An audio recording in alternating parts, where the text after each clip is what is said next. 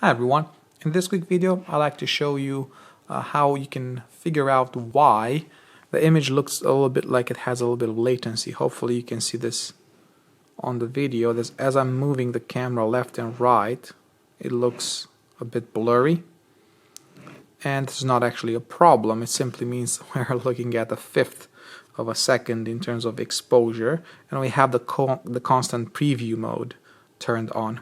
So how do we turn this on? Because it actually is a good idea to keep it on, because it shows us exactly what the effect of our settings are doing. So for example, you will notice that as I'm going faster, the latency is going to go away.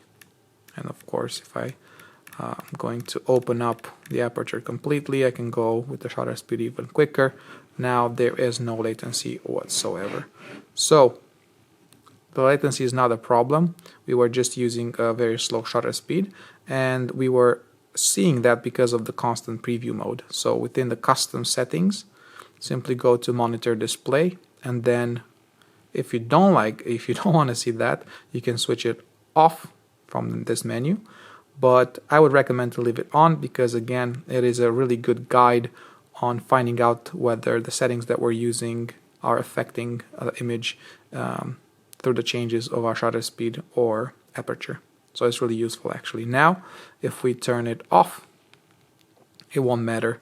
I can switch between different shutter speeds, a different aperture, but the screen doesn't change whatsoever. So that's constant preview mode, and I'll see you in the next video. Bye bye.